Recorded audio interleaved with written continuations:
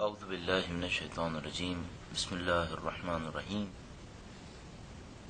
ماہ مبارک رمضان کی 11ویں دن کی دعا میں اہل بیت اطہار علیہ السلام نے ارشاد فرمایا ہے: اللہم حبب الی فیہ الاحسان وکرہ الی فیہ الفسوق والعصیان وحرم علی فیہ السخط والنیران بعونک یا غیاث المستغیثین۔ اے پروردگار، اس دن میں میرے لیے احسان کو محبوب قرار دے دے، اور اس دن میں فسق و فجور اور گناہ کو میرے لیے مکروہ قرار دے دے، اور اس دن میں میرے اوپر حرام قرار دے دے السخط والنیران، کہ تیرے غیظ و غضب کی طرف جاؤں اور آگ کے عذاب کی طرف جاؤں۔ بعونک یا غیاث المستغیثین، تجھے تیری مدد کا واسطہ ہے مصیبت میں پکارنے والوں کی مدد کرنے والے۔ اس دعا کے اندر جو پہلی چیز طلب کی گئی ہے وہ یہ ہے کہ خداوندہ اس دن مجھے ایسا بنا دے کہ احسان میرے لیے محبوب ہو جائے۔ کسی کے ساتھ اچھائی کرنا احسان کہلاتا ہے۔ پروردگار عالم نے خود اپنی ذات مقدس کے لیے احسان کو تجویز فرمایا ہے۔ وہ خالق احسان کرنے والا ہے، اپنے بندوں پہ احسان کرتا ہے، نیکی کرتا ہے، سوائے خوبی کے اپنے بندوں کے لیے کچھ نہیں چاہتا۔ اور قرآن کریم میں ارشاد فرماتا ہے: هل جزاء الاحسان الا الاحسان، آیا احسان کی جزا احسان کے سوا کچھ اور ہو سکتی ہے؟ خالق متعال یہ چاہتا ہے کہ بندے دوسروں کے ساتھ بھلائی کریں، بندے نیکی کریں، جس طرح خود خدا متعال کی ذات مقدس ایسی ہے کہ وہ اپنے ان بندوں کے ساتھ بھی نیکی اور احسان کرتا ہے جو اسے پہچانتے ہیں، جو اس کی عبادت کرتے ہیں، جو اس کے سامنے سر جھکاتے ہیں، اور ان بندوں کے ساتھ بھی نیکی اور احسان سے پیش آتا ہے جو خدا متعال کے منکر ہیں، حتیٰ بالکل نہیں پہچانتے، نعوذ باللہ خدا متعال سے دشمنی کر رہے ہوتے ہیں، خدا متعال ان کے ساتھ بھی احسان سے پیش آتا ہے۔ البتہ یہ ہے کہ اگر یہ دشمنی بڑھاتے رہیں گے تو ایک موقع پر عذاب کے مستحق ہو جائیں گے، آتش جہنم میں جلائے جائیں گے۔ لیکن خالق متعال اپنی طرف سے احسان میں کمی نہیں کرتا۔ اگر توجہ فرمائیں تو آپ دیکھیں گے کہ خدا متعال بندے کو ہوشیار کرنے کے لیے حتیٰ جو عذاب کرتا ہے، ہوشیار کرنے کے لیے اسے کسی مشکل میں مبتلا کرتا ہے، وہ بھی خدا متعال کا احسان ہے کہ اگر وہ ایسا دیکھتا ہے کہ بندہ میرا اچھا بندہ ہے اور کوئی گناہ کر رہا ہے اور اس بندے کو کسی مشکل میں مبتلا کرتا ہے تاکہ یہ اس مشکل کے پیش نظر پکارے پروردگار عالم کی سمت واپس آئے، تو یہ بھی خدا متعال کا احسان ہے۔ ورنہ اگر کوئی گناہ کرے اور خدا متعال اس کو نظر انداز کر دے اور کہے کہ ٹھیک ہے اگر یہ گناہ کرتا ہے تو گناہ کرتا رہے، نتیجہ نقصان اس بندے کا ہے۔ بالاخص اس دعا کے اندر پکارا گیا ہے کہ اے پروردگار احسان کرنے کو میرے لیے نزدیک محبوب قرار دے دے۔ کچھ بندے ایسے ہوتے ہیں دوسروں کے ساتھ نیکی کر کے خوش ہوتے ہیں، مجھے ایسا بنا دے۔ کچھ بندے نیکی بھی کر رہے ہوتے ہیں تو اندر سے کوڑ رہے ہوتے ہیں، نتیجہ ان کے لیے نیکی کرنا بہت مشکل ہو جاتا ہے۔ نیکی کرتے ہیں تو دوسرے کے اوپر احسان کرنے کے بعد اس احسان کی منت جماتے ہیں۔ خدا تعالیٰ قرآن کریم میں ارشاد فرماتا ہے کہ تم اپنے صدقوں کو، اپنے اچھے کاموں کو منت جما کر دوسرے کے اوپر احسان جما کر ضائع مت کرو۔ دعا میں کہا گیا کہ خداوندہ احسان کو میرے نزدیک محبوب قرار دے دے۔ میں جب کسی کے ساتھ نیکی کروں، بھلائی کروں، یہ ایسا لگے جیسے میرا دل یہی چاہتا ہے کہ یہی کروں۔ آپ نے سنا ہے حاتم طائی کی ذات کہ حاتم طائی کے لیے سخاوت عادت تھی، وہ سخاوت نہ کرے تو اسے برا لگے گا۔ ہمیں خدا تعالیٰ ایسا بنا دے کہ ہمیں احسان اچھا لگے۔ وَكَرِّ إِلَيَّ فِيهِ الْفُسُوقَ وَالْعِصْيَانَ، اور اے پروردگار اس دن میں گناہ اور معصیت کو میرے نزدیک برا قرار دے دے۔ میری طبیعت ایسی ہو جائے کہ مجھے گناہ برا لگے، مجھے نافرمانی بری لگے۔ آپ بہت اچھی طرح سمجھ رہے ہیں کہ آج کا معاشرہ بالکل الٹا معاشرہ ہے۔ یہاں اگر کوئی نیکی کرنے لگتا ہے، خدا متعال کی اطاعت کرتا ہے تو نہیں معلوم اپنے آپ کو محروم سمجھنے لگتا ہے، اور اگر خدا متعال کی نافرمانی کرتا ہے نعوذ باللہ تو سمجھتا ہے جیسے اس نے پتہ نہیں کیا حاصل کر لیا۔ اس دعا کے اندر در حقیقت اسلام کی ثقافت کو زندہ کرنے کی بات کی گئی ہے کہ خدایا جو اسلام کی اصلی اقدار تھیں جو مر گئی ہیں ان اقدار کو میرے اندر زندہ کر دے. ظاہر ہے اگر ہم چاہتے ہیں معاشرے کے اندر اسلام زندہ ہو، وہ اسلام افراد کے ذریعے زندہ ہوگا. اور وہ افراد کہاں سے آئیں گے؟ ہم خدا سے دعا کرتے ہیں خدا تعالی ہمیں ان افراد میں سے قرار دے دے جن کے ذریعے سے اسلام کی ثقافت نے زندہ ہونا ہے. احسان کرنے کو میرے نزدیک محبوب قرار دے دے. میں بندوں کے ساتھ نیکی کروں تو مجھے اچھا لگے، میری ذات گواہی دے کہ مجھے یہی کرنا چاہیے. فسق و عصیان میرے لیے مکروہ ہو جائے، میرے لیے برا ہو جائے، ایسا ہو جائے میری طبیعت پہ برا گزرے، خدا نہ کرے اگر کبھی میرے ہاتھوں سے کوئی جرم سرزد ہو جائے.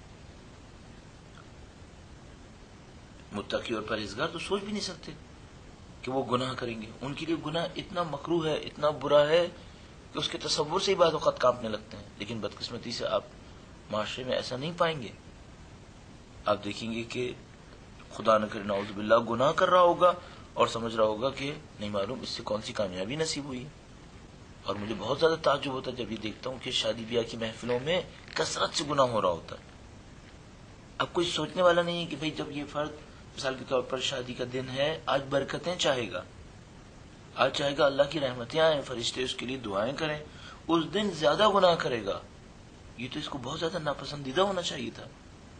اگر خدا نہ کرے کسی کے شادی کے دن کوئی اور بری چیز پیش آ جاتی، وہ بیمار پڑ جاتا تو کتنا برا لگتا ہے اسے. لیکن شادی کے دن اپنی بیمار روح کو اور زیادہ بیماری کے اندر مبتلا کرتا ہے، احساس بھی نہیں کر رہا.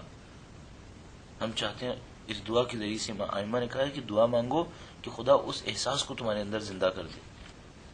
اللہم حبب الی فیہ الاحسان، احسان کو میرے نزدیک محبوب کر دے اور گناہ فسق و فجور کو میرے نزدیک برا قرار دے دے، میری ذات اس کی برائی کی طرف جائے. کاش ہم اپنے بچوں کو بھی یہ سکھا پاتے، ہمارے بچے یہ سیکھ پاتے کہ جس دن ہم نے برائی کی در حقیقت ہمارے اندر کوئی کمی آ گئی. ذات ایسی ذات بن جائے کہ ہم برائیوں کا مقابلہ کرنے کی طرف جائیں، گناہ کا مقابلہ کرنے کی طرف جائیں. وَكَرِّهْ إِلَيَّ فِيهِ الْفُسُوقَ وَالْعِصْيَانَ، اے خدایا میرے لیے برا قرار دے دے گناہ اور نافرمانی. اچھا اگر انسان غور کرے تو گناہ اور نافرمانی کو برا تو ہونا ہی چاہیے. کیا کوئی انسان پسند کرے گا کہ اسے کسی بیماری کا وائرس لگ جائے؟ کیا کوئی انسان پسند کرے گا کہ اس کے جسم کے اوپر کوئی چوٹ لگا دی جائے جس سے اس کا جسم کٹے؟ ظاہر کون بیماری کو پسند کرے گا کہ بیمار ہو جائے کے بعد اس کی جسم کی فعالیت رک جائے، اس کے جسم کی نشو و نما رک جائے، اس کی ترقیاں رک جائیں؟ کون پسند کرے گا کہ اس کے جسم کے اوپر کوئی ضرب لگائی جائے جس سے اس کے جسم کو کوئی چوٹ لگے؟ اپنے مادی جسم کے لیے نہ بیماری پسند کرتا ہے نہ ضرب پسند کرتا ہے، کیونکہ اس میں درد ہے، اس کے اندر کمی ہے، اس کے اندر نقصان ہے. لیکن اپنے معنوی روح کے لیے جس نے باقی رہنا ہے، خدا تعالی کی نافرمانی پسند نہیں کرتا، نافرمانی سے نفرت نہیں کرتا، جبکہ جانتا ہے جسم کی بیماری علاج قابل علاج ہے، روح کی بیماری سوائے توبہ کی قابل علاج نہیں ہے.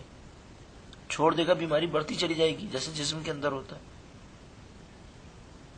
تو جب کوئی جان بوجھ کر اپنے آپ کو بیمار نہیں کرنا چاہتا، کوئی جان بوجھ کر اپنے آپ کو زخمی نہیں کرنا چاہتا، تو کوئی جان بوجھ کر اپنی روح کو کیوں زخمی کرنا چاہ رہا ہے؟ اچھا اگر چوٹ لگتی ہے، زخم ہوتا ہے، تو بہت اچھی طرح جانتا ہے اس زخم کے علاج کی ضرورت ہے. کبھی نہیں دیکھیں گے آپ کسی عقل مند آدمی کو اس کے جسم پہ کوئی چوٹ لگے، کوئی گہرا گھاؤ لگے، زخم لگے اور وہ کہے مجھے علاج نہیں چاہیے، میں پرواہ نہیں کرتا، ہے تو ہے، رہنے تو کوئی بات نہیں. لیکن گناہ کے اندر ایسا نہیں کرتا. گناہ کرتا ہے، اپنی روح کو زخمی کرتا ہے، علاج بھی نہیں کرتا، پسند بھی کرتا ہے اس کو. کم سے کم خدا اتنا ہمیں حقیقت سے آشنا کر دے کہ گناہ ہمارے نزدیک مکروہ ہو جائے، ہمارے نزدیک برا ہو جائے. یہ حقیقت کھل جائے کہ گناہ برا ہے، خود بخود گناہ سے دور چلے جائیں گے. وَحَرِّمْ عَلَيَّ فِيهِ السَّخَطَ وَالنِّيرَانَ، اور میرے اوپر حرام قرار دے دے اس دن میں کہ میں تیرے غیظ و غضب کو حاصل کروں، آتش جہنم کو حاصل کروں. جہنم کے عذاب کو میرے اوپر حرام قرار دے دے پروردگار، اپنے غیظ و غضب کو میرے اوپر حرام قرار دے دے. ظاہر خدا متعال عادل مطلق ہے، وہ عدل مطلق کبھی بھی کسی بندے کے اوپر بلا وجہ تو عذاب نہیں کرے گا، بلا وجہ تو اپنی ناراضگی نازل نہیں کرے گا. جب ہم کہنے خدایا آگ کو میرے اوپر حرام قرار دے دے، یعنی خدا میری ذات کو ایسا بنا دے کہ میں اسباب آگ سے آتش جہنم کے جو اسباب ہیں جن کے نتیجے میں آتش جہنم آتی ہے ان سے دور چلنا شروع ہو جاؤں، ان سے اتنا دور ہو جاؤں کہ گویا جہنم کی آگ میرے اوپر حرام ہو گئی ہے۔ ایسا نہیں ہونا ہے کہ مثلا کوئی ایک آدمی کہے کہ میں گناہ کرتا جا رہا ہوں پھر بھی آتش جہنم میرے اوپر حرام ہے، نہیں، ایسا نہیں ہوتا۔ آتش جہنم گویا قانون ہے، ایک قانون، اس کا طبیعی نتیجہ ہے۔ کسی کو کلاڑی کی ضرب لگائی جائے گی، اس کا جسم مجروح ہو جائے گا۔ اگر ہم چاہتے ہیں جسم زخمی نہ ہو تو ہمیں اس ضرب سے محفوظ کرنا پڑے گا، اسے اس وار سے محفوظ کرنا پڑے گا۔ اگر ہم دعا کریں خدا آتش جہنم کو میرے اوپر حرام قرار دے دے، اس کا ایک ہی راستہ ہے، ایسے اعمال سے خدا ہمیں دور لے جائے جس کے نتیجے میں آتش جہنم آتی ہے۔ بس اس میں اعمال کی طلب کی گئی ہے، ایسے اعمال کی طلب کی گئی ہے جس سے خدا راضی ہو جائے، اور ایسے اعمال سے ہمیں دور رکھ لے جس سے خدا تعالیٰ کا غضب و غضب نازل ہوتا ہے۔ حرم علی فیہ السخط والنیران، اے خدایا اس دن کے اندر حرام قرار دے دے میرے اوپر اپنا غیظ و غضب اور آتش جہنم۔ بعونک یا غیاث المستغیثین، تجھے تیری مدد کا واسطہ اے مصیبت میں مبتلا لوگوں کی مدد کرنے والے۔ غیاث المستغیثین خدا تعالیٰ کی بڑی عظیم الشان صفت کا نام ہے۔ ایک آدمی مصیبت میں مبتلا ہو، پکار رہا ہو، کسی کو بھی پکارے، در حقیقت خدا کو پکار رہا ہوتا ہے۔ اس کی وجہ یہ کہ اس درماندہ مصیبت بیماری کی آواز سننے والا کون ہے، اس کی حاجتوں کو پورا کرنے والا ہے کون؟ خدا کی سوا تو کچھ بھی نہیں ہے۔ اب اس انسان کے لیے ضروری ہے کہ خدا تعالیٰ کے سامنے سر جھکائے، اس انسان کے لیے ضروری ہے خدا تعالیٰ کی اس قدرت مطلقہ کو تسلیم کرے کہ خدا تعالیٰ کی قدرت کے ذریعے سے تمام مشکلات حل ہونی ہے، لہذا اپنے دل کو خدا تعالیٰ کے سامنے تسلیم کرے۔